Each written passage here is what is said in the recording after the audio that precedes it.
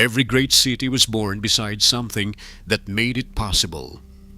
A wide river, a deep and sheltered bay, a harbor the sea had already carved out of the coast.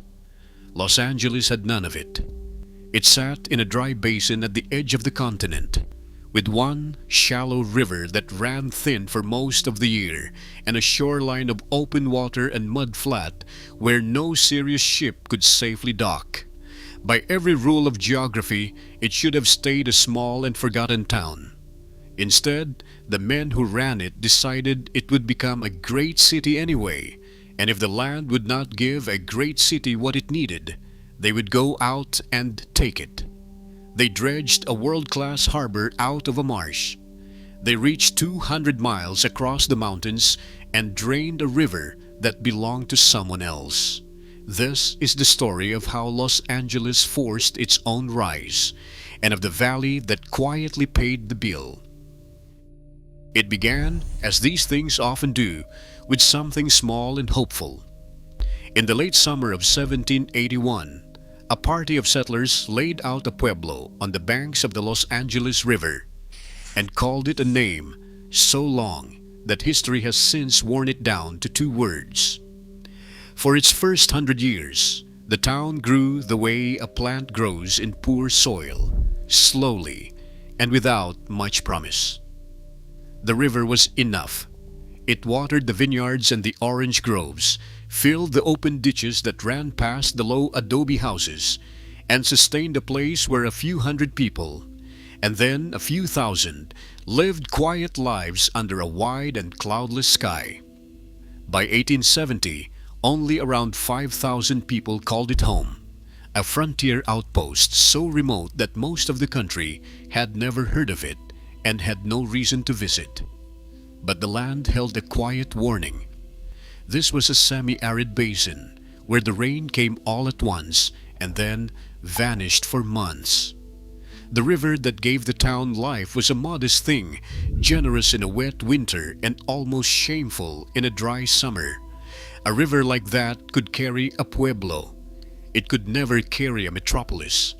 And there was the other absence, the one you could stand on the shore and see for yourself. There was no harbor. The coast near San Pedro was a shallow bay of sandbars and tidal flats, exposed to the weather, too thin for the deep hulls of ocean-going ships. A great city needs a way to reach the world by sea, and Los Angeles simply did not have one. 2 absences then, sitting at the heart of the place. No water for millions, no door to the ocean. For most towns, that would have been the end of the ambition. For Los Angeles, it was only the beginning of the argument. Then came the boom. In the 1880s, the railroads reached Southern California, and a fever of promotion swept the country. Land agents and boosters sold the basin as a paradise of sunshine and easy living, and the newcomers arrived by the trainload. The population more than quadrupled in a single decade. By 1900, just over 100,000 people lived in Los Angeles, and the men who ran the city, the newspaper owners, and the real estate barons and the Chamber of Commerce had begun to dream in a much larger scale. They did not want a pleasant California town. They wanted a rival to San Francisco. They wanted an empire on the Pacific. And they understood, with a clarity that was almost cold, that an empire requires 2 things this basin had never possessed. It needed a harbor, and it needed water. Everything that followed, all the engineering and the politics and the quiet ruin, came from the decision to obtain both, whatever it cost and wherever it had to come from. The fight for the harbor came first, and it was not a fight against nature so much as a fight against another man's ambition. The obvious problem was that San Pedro Bay was not a harbor at all. It was a wide, shallow expanse of mud flat, and to turn it into a deep water port would take an enormous public work, a breakwater of stone flung out into the sea, and years of dredging to carve channels where ships could pass. Such a project needed federal money, And that is where the trouble started, because one of the most powerful men in America wanted the money spent somewhere else. Collis Huntington, the head of the Southern Pacific Railroad, controlled the rail lines into the region, and he had built his own long wharf up the coast near Santa Monica. If the government funded a harbor there, at his site, on his terms, he would hold the keys to the ocean and the city both. What followed became known as the Free Harbor Fight, and it dragged on for years, a war fought in newspapers and in the corridors of Congress. On one side stood the railroad, with all its wealth and reach. On the other stood the city's own establishment, led by the publisher of the Los Angeles Times, and above all, by a United States Senator from California named Stephen White. White understood what was truly at stake. A harbor controlled by one private company would not free the city. It would only trade one kind of dependence for another. So he fought to have it built at San Pedro in open water belonging to the public. And he won. In 1897, after Congress let the Army Corps of Engineers weigh the sites, San Pedro was chosen, and White would be remembered as the man who saved the bay. The work began in the spring of 1899. There was a great celebration on the waterfront, and word came by telegram from President William McKinley himself ordering the first stone to be dropped. When the signal reached the crowd, a crane swung out over the water and let go, and the first load of boulders fell into the sea. It was a strange kind of birth. Steam locomotives hauled rock to the shore, load after load, tipping it into the bay to build a wall against the ocean nearly 2 miles long, while barges dredged the shallows and deepened the channels foot by foot. It took more than a decade and millions of dollars, and slowly, out of a place that had been almost nothing, a real port took shape. In time, it would be called the largest man-made harbor in the world, a claim repeated so often it became part of the city's own legend. The city annexed the harbor towns to bind them to itself, reaching down the coast with a thin corridor of land so that San Pedro would be part of Los Angeles in law as well as in fact. And then, in 1914, the Panama Canal opened, and the timing could not have been better. Suddenly ships could pass from the Atlantic to the Pacific without rounding the whole of South America, and a deep harbor on the Southern California coast was no longer a distant outpost. It was a gateway. The port that had been dredged out of a marsh would grow into one of the busiest in the world, and today it remains the busiest container port in North America. The first great absence had been answered not by nature, but by will and stone and public money. But a harbor is only half of a city. A harbor without water is a monument to nothing. And by the turn of the century, everyone in Los Angeles who looked honestly at the future understood that the modest river running through the basin could not carry the city they intended to build. The wells were straining. The dry years were frightening. The population was climbing far faster than the water to sustain it. If nothing was done, the boom would break against the plain fact of thirst, and the great city would die in its cradle.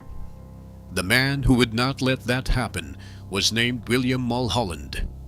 He had come to Los Angeles as a young immigrant with almost nothing, taken work as a ditch tender cleaning the very channels that carried the city's water, and taught himself engineering by night until he rose to run the whole system. He was blunt, self-made, and utterly convinced of the city's destiny. And when he went looking for water, his gaze, guided by a former mayor named Fred Eaton, settled on a place more than 200 miles to the north. It was the Owens Valley, a long green ribbon of farmland and ranchland cradled between the Sierra Nevada and the desert ranges, fed by the snow melt of those enormous mountains, watered by the Owens River. To Mulholland, it was the answer to everything. Enough water flowed through that valley to build the city of his imagination. The only difficulty was that the water already belonged to the people who live there. If you are following the story this far, and you want more histories told the way this one is, told straight and sourced and without the myth, then subscribe, and these accounts of how American cities were really made will find you each week. Now, to how the river changed hands. What happened next is the part of the story that the city's monuments do not mention. Around the same time that Los Angeles was eyeing the valley, the federal government had its own plan for it.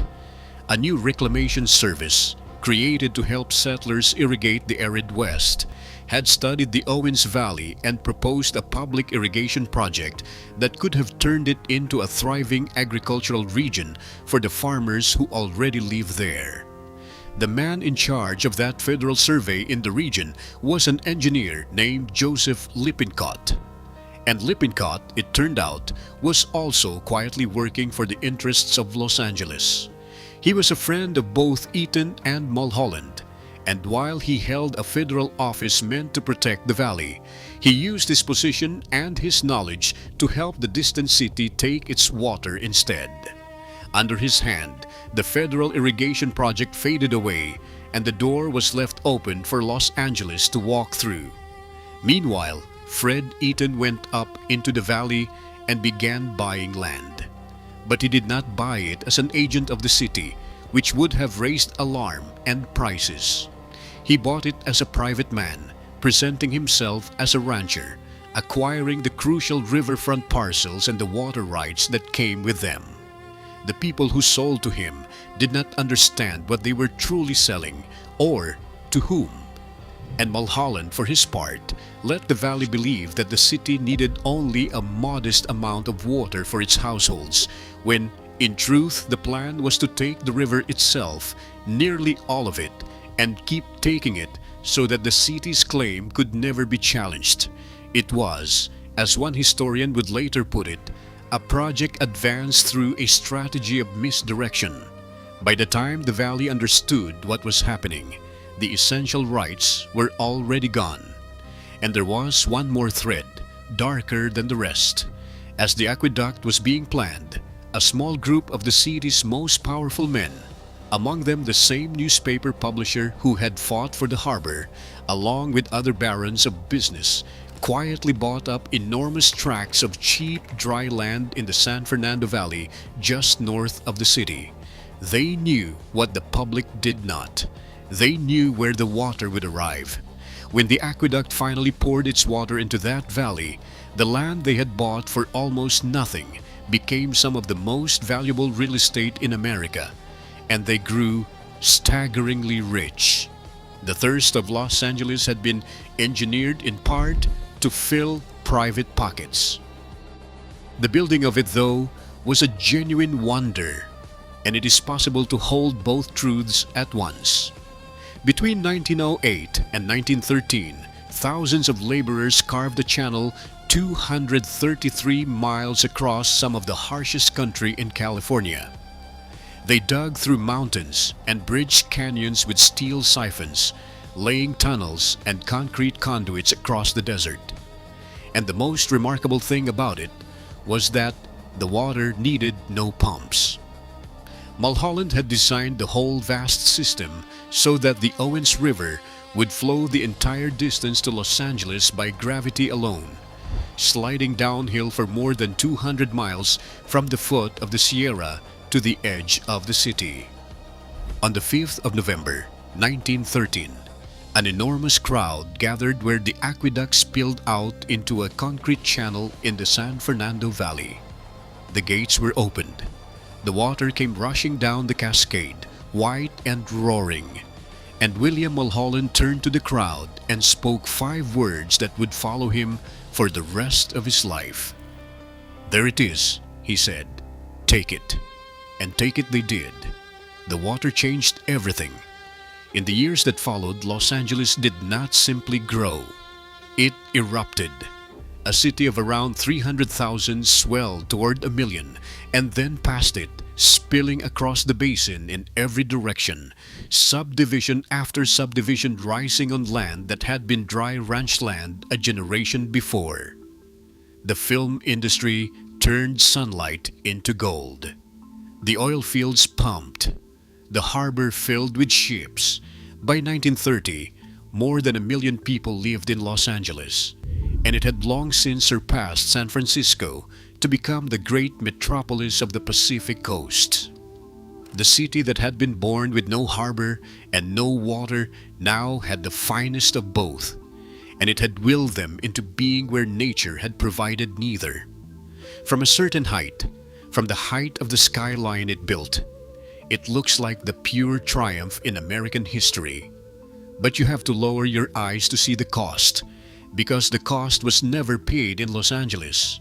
It was paid 200 miles to the north, in the valley that had been drained to make the miracle possible. As the aqueduct carried the Owens River south, the valley behind it began to die. The irrigation ditches that had turned sagebrush into orchards ran dry. The green fields browned and cracked, and at the low end of the valley, the water simply stopped arriving where it always had. Owens Lake, a broad sheet of water that had covered around 100 square miles and run 50 feet deep in places, a lake that steamboats had once crossed, shrank year by year, and by the middle of the 1920s, was gone. What remained was a blinding white plain of alkali dust, a dry lake bed that the wind would lift into poisonous storms for decades to come. A whole ecosystem, a whole way of life, had been carried off through a concrete channel to water lawns in a city its people would never see. The farmers and ranchers of the Owens Valley did not surrender quietly. They had watched their futures drain away, and by 1924, some of them decided that if the law would not protect them, dynamite would. In the small hours of a May morning near the town of Lone Pine, a group of valley men set off some 500 pounds of explosive and blew a section of the aqueduct wall apart, sending the city's precious waters spilling uselessly into the desert. It was the opening shot of what the newspapers would call a water war. That November, dozens of residents seized the aqueduct's Alabama gates and threw them open, turning the flow back into the dry riverbed while their families picnicked on the banks in a kind of defiant festival. Los Angeles sent armed guards north to defend the pipeline. The Valley people took out a full-page newspaper advertisement to plead their case under a heading that told the whole story in a single breath. "We who are about to die," it read. They lost. Over the following years, the bombings continued, blast after blast along the aqueduct, but the city was too large and too determined, and its lawyers and its money too heavy. The final blow to the resistance was not fired by Los Angeles at all. In the summer of 1927, the two brothers who had led the valley's fight and who ran its only real bank were found to have quietly ruined that bank through their own dealings. When it collapsed, it took the savings of the valley down with it, and the will to fight collapsed along with the money. By 1928, Los Angeles owned the overwhelming share of the water in the Owens Valley. The farms were finished. The dream of that green ribbon of land was over, traded away for the growth of a city on the far side of the mountains.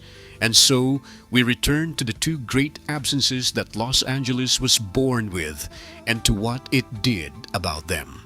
Here was a city, the map said, should never have amounted to much, a dry town on a thin river with a mud flat for a coast.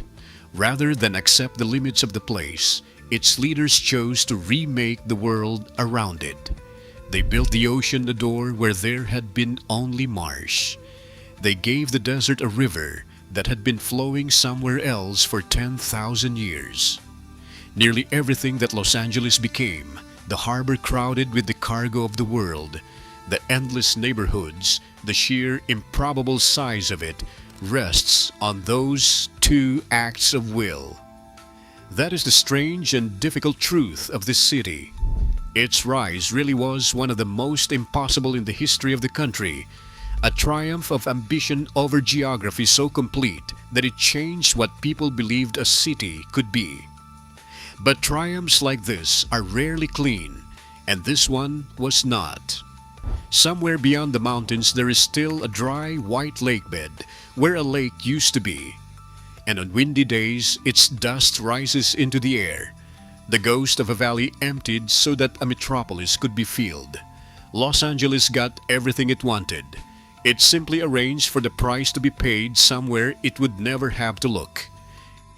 If this is the kind of history you want, the true weight of it, and not the postcard, then the story of another American city that rose and paid for it is waiting on the screen now. Watch that one next.